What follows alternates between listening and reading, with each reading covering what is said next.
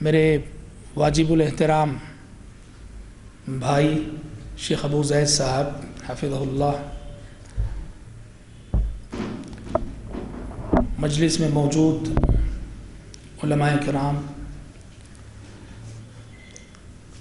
اور احباب جماعت، شرکاء اجلاس، پونا میں آپ کے درمیان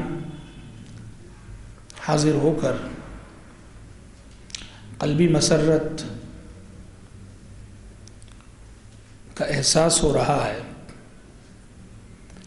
اللہ تعالیٰ ہمارے بھائی شیخ ابو زید صاحب کی یہ کوششیں اور یہ محنتیں قبول فرمائیں کہ انہوں نے بڑا ہی اچھا ماحول، علمی فضا، دعوتی فضا پونا میں قائم کر رکھی ہے، اور نہ صرف پونا، الحمدللہ پورا ملک ہندوستان آپ سے فیض یاب ہو رہا ہے۔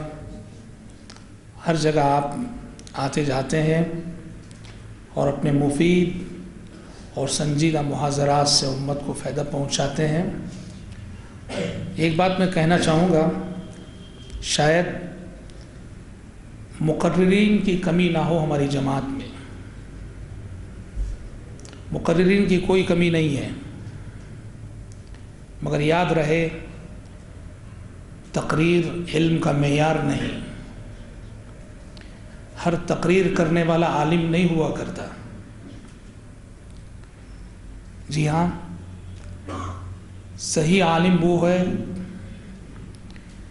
جس کے خطابات سے، جس کے بیانات سے، جس کے دروس سے، جس کی تقریروں سے، جس کی تحریروں سے باقاعدہ امت کی تربیت ہوتی ہو۔ اور اللہ تبارک و تعالیٰ کا حکم یہی ہے، وَلَكِنْ كُونُوا رَبَّانِيِّينَ بِمَا كُنْتُمْ تُعَلِّمُونَ الْكِتَابَ وَبِمَا كُنْتُمْ تَدْرُسُونَ۔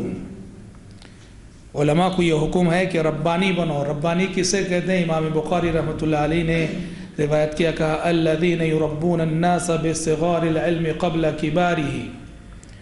ربانی علماء وہ ہیں کہ جن کے اندر سب سے پہلے عوام کی تربیت کا سلیقہ ہوتا ہے، وہ اپنی تقریر میں، اپنی تحریر میں ہمیشہ تربیت کو مد نظر رکھتے ہیں۔ تو میرے بھائی، آپ پونا والوں کو رب العالمین کا بہت شکر گزار ہونا ہے اس حیثیت سے۔